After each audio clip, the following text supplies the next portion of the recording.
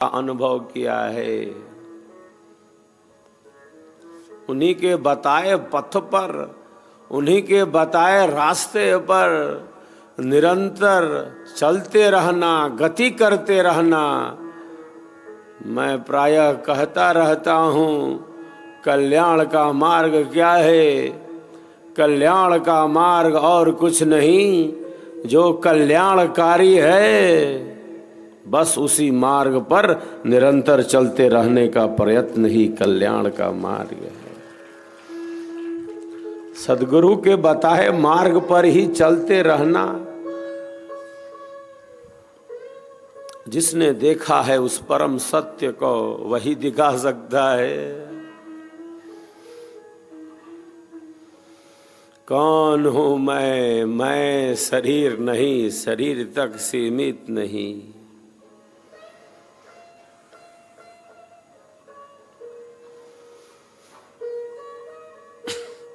शरीर हमें मिला है, शरीर हमें मिला है, हमारा है नहीं। इतना सर्व साधन संपन्न सुंदर शरीर हमें मिला है। आज तक हमारे वैज्ञानिक इस शरीर के समस्त भेदों को नहीं जान सके। बहुत कुछ ऐसा है जो अज्ञात है, जिसका ज्ञान प्राप्त करना चाहिए।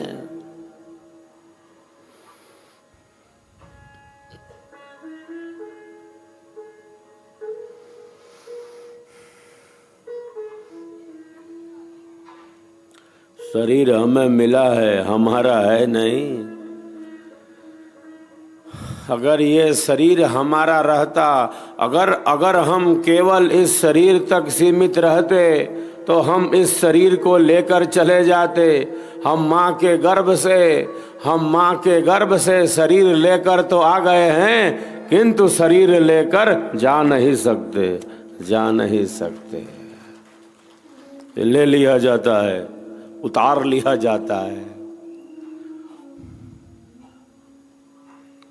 अगर हमारा रहता ये शरीर तो हम शरीर लेकर चले जाते कि हम बस यही हैं। शरीर से भिन्न हमारा कोई अस्तित्व ही नहीं। शरीर दृश्य है और इस दृश्य शरीर का जो अदृश्य आधार है वह हम स्वयं हैं। शरीर विनाशी है, मिटने वाला है, क्योंकि यह उत्पन्न हुआ है, नष्ट हो जाएगा। जैसे बिल्ली दबे पांव चूहे को दबोचने के लिए तैयार है। बिल्ली चुपके से कैसे छिपकर कब चूहे को दबोच लें। उसी प्रकार मृत्यु हमारा पीछा करती है। उसी प्रकार मृत्यु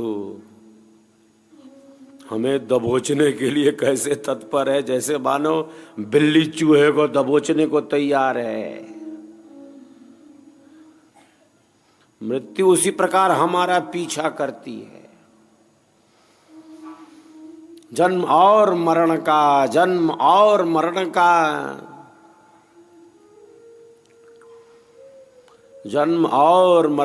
यह क्रम चला आ रहा है।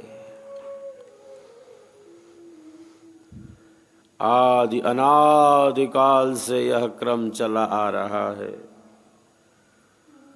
शरीर उत्पन्न होता है, नष्ट हो जाता है। हम नित्य हैं, हम सनातन हैं, हम सहज हैं, हम निरंतर हैं, हम सदैव हैं, हम शाश्वत हैं।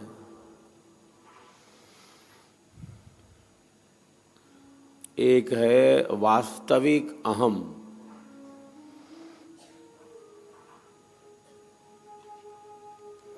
और एक है अवास्तविक अहम।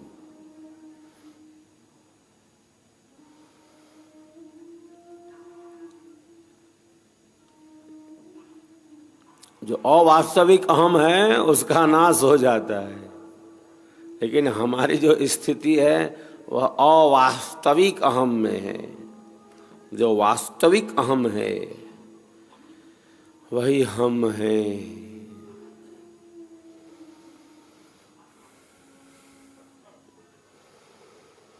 जिससे यह दृश्य शरीर चलायमान है। तो दृश्य का अदृश्य आधार हम स्वयं हैं। मिटने वाले का न मिटने वाला आधार हम स्वयं हैं। विनाशी का अविनाशी आधार हम स्वयं हैं। जड़ का चेतन आधार हम स्वयं हैं। कर विचार मैं कौन हूँ, सद्गुरु कहते हैं। शांत एकांत में बैठकर एकाग्र चित्त होकर श्रेष्ठ विचारों के साथ एक साधक का जीवन आगे बढ़ता है। जैसे हमारे विचार होते हैं वैसे ही हम हो जाते हैं, वैसे ही हम बनने लगते हैं। जैसा हमारा मन मनन कर रहा है और हमारी बुद्धि उसका विवेचन करती जाती है, वस्तुतः हम वही हो जाते हैं। इसीलिए कहा गया मन एव मनुष्याणां कारणम बंध मोक्षयोः।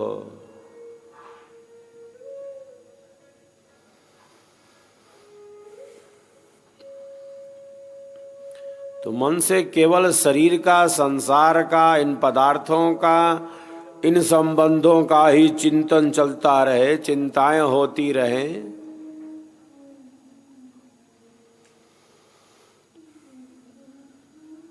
तब बंधन ही बंधन है।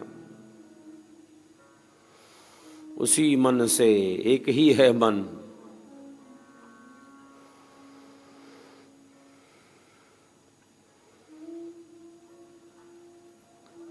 आत्म कल्याण का चिंतन करते रहने से, निरंतर इसमें एकाग्र होते रहने से हमारे आत्म कल्याण का मार्ग आगे बढ़ जाता है। शांत चित्त एकाग्र चित्त होकर हम कल्याणकारी विचारों के साथ अपने जीवन का विकास करते हैं। हम शरीर नहीं हैं, शरीर मिला है हमें, हमारा है नहीं है।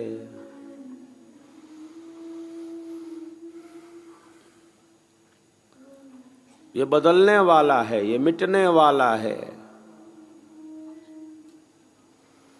मैं नित्य हूँ, मैं सनातन हूँ, मैं सहज हूँ, मैं निरंतर हूँ, सदैव हूँ। आदि अनादि काल से आत्मा संसार सागर में है। आदि अनादि काल से आत्मा संसार सागर में है। हमने संसार के सुखों को, संसार के दुखों को, दुख ही अधिक है यहाँ। सुख तो क्षण मात्र का है, विनाशी, मिटने वाला। जैसे ओस की बूंद हो और हाथ से छूते ही विलीन हो जाए, ऐसा संसार का सुख है जो बदलने वाला है, जो दुखों से ही भरा है। हमारे ऋषियों ने कहा संसार दुखमय है, तो दुखमय है तो है। जो वस्तु जैसी है उसको वैसा ही जानना तो विद्या और ज्ञान का वास्तविक लक्षण है। संसार दुखमय है, दुखों से भरा है।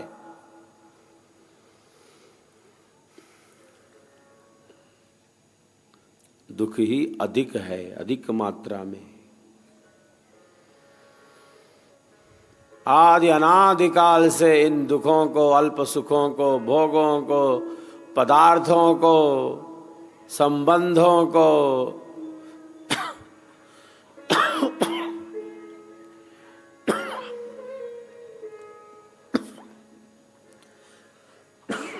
हम भोगते चले आ रहे हैं। आदि अनादि काल से आत्मा इस संसार सागर में है। मैं तू यह वह, ये संसार के अल्प सुख, ये दुख, ये भोग, ये पदार्थ, ये संबंध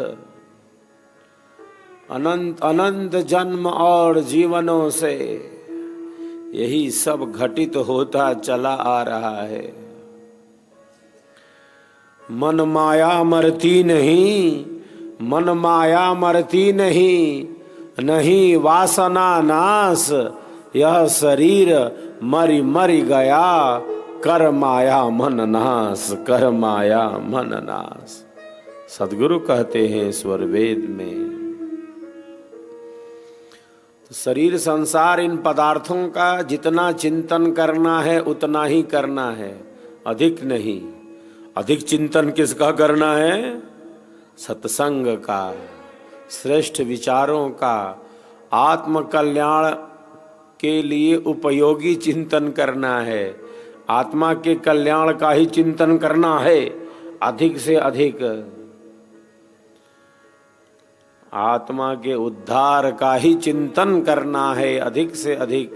शरीर संसार इन भोगों, इन पदार्थों, इन संबंधों का जितना चिंतन करना है उतना ही करना है, अधिक नहीं। अधिक से अधिक जो चिंतन करना है, जो विचार करना है, वह तो आत्म कल्याण का ही करना है, आत्मोद्धार का ही तो करना है। मनोनिग्रह की यह भी एक विधि है। मन के नियंत्रण की ये सब विधियां हैं। बलात् तो मन नियंत्रित होता नहीं। जब मन को श्रेष्ठ विचारों, भावों, संकल्पों से भरा जाएगा तब मन एकाग्र भी होगा। इसीलिए हमारे ऋषि कहते हैं, तन में मनः शिव संकल्पमस्तु। हमारा मन श्रेष्ठ पवित्र विचारों वाला हो, क्योंकि जैसा मन है वैसा ही हम हैं, उससे भिन्न कुछ नहीं। जिस प्रकार हमारे मन बुद्धि विचारों की स्थिति है वैसे ही हम हैं। एक व्यक्ति गधे पर बैठकर जा रहा है, एक व्यक्ति गधे पर बैठकर जा रहा है। सामने वाले ने पूछा कि भाई किधर जा रहे हो, आप किधर जा रहे हो?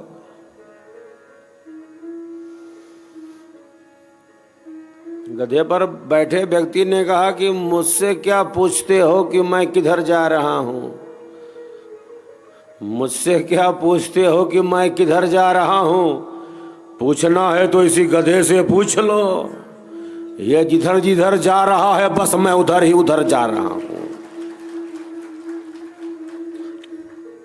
मुझसे क्या पूछते हो कि मैं किधर जा रहा हूं? पूछना है तो इसी गधे से पूछ लो। ये जिधर जिधर जा रहा है मैं भी उधर उधर जा रहा हूं। जिधर जिधर मन जा रहा है उधर उधर हमारी गति है। जहां जहां मन है, जहां जहां मन है, वहां वहां हम हैं। जिस प्रकार हमारे मन बुद्धि विचारों की स्थिति है, हमारी गति वही है।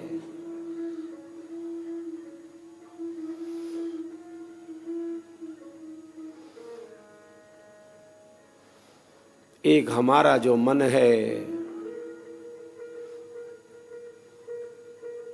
वह शुद्ध मन है। एक अंतःकरण की शुद्ध स्थिति है, एक अंतःकरण की पवित्र स्थिति है, और एक मन की निम्न भूमिका है। एक हमारे मन की निम्न स्थिति है, एक मन की उच्च स्थिति है, और एक हमारे मन की नीची भूमिका है। ये दोनों स्थितियां हैं। हम परिवर्तन कर सकते हैं, हम निम्न से उच्च में स्थित हो सकते हैं। हमारे भीतर इतना सामर्थ्य है कि हम पवित्र से पवित्र, श्रेष्ठ से श्रेष्ठ हो सकते हैं।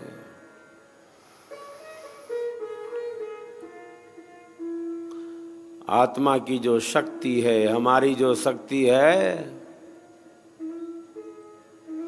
वह मन के अनियंत्रण से कहीं ज्यादा बड़ी है।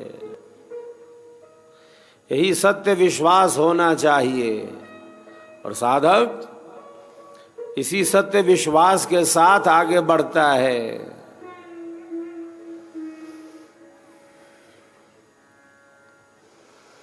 और मन को सदैव रचनात्मक, सकारात्मक दिशा देता है। जिस प्रकार लोहे को पीट पीट कर इच्छित आकार का बना दिया जाता है, जिस प्रकार उसकी उपयोगिता हो, जहाँ जिस प्रकार लोहे का उपयोग करना हो, हथौड़े के चोट से उसे इच्छित आकार का बना दिया जाता है, उसी प्रकार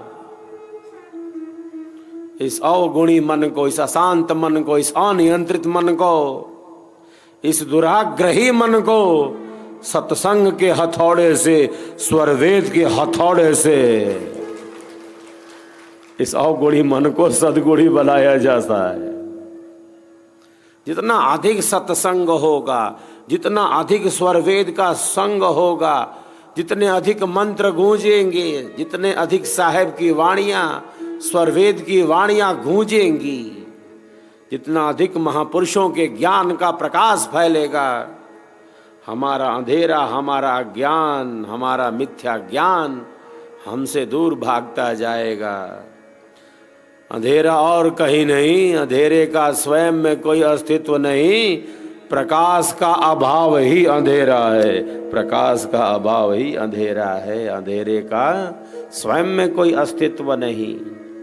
अंधेरे का अर्थ है प्रकाश का अभाव है। तमसो मां ज्योतिर्गमया, अंधेरे से प्रकाश की ही तरफ बढ़ते चले, स्वरवेद के ही पथ पर आगे बढ़ते रहें, आत्म कल्याण के ही पथ पर आगे बढ़ते रहें।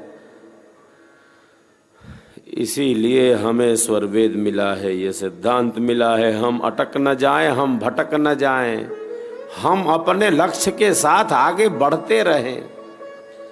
सत्संग अधिक से अधिक हो, बुद्धि की जड़ता नष्ट हो, हमारी वाणी में सत्य का संचार हो।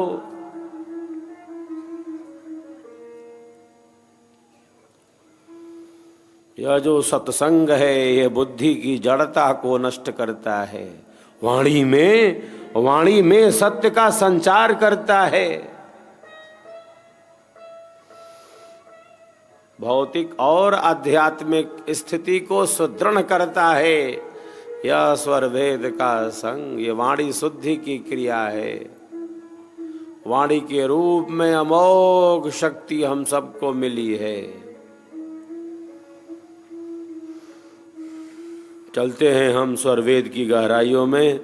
एक बार सभी एक दूसरे के उत्साहवर्धन में तालियों की गड़गड़ाहट करें।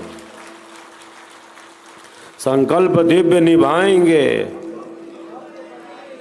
संकल्प दिव्य निभाएंगे, विहंगम योगी करे पुकार, विहंगम योगी करे पुकार। देखिए बीच में कितनी ऊर्जा मिल गई सदगुरु की मूर्ति का जय घोष करने से।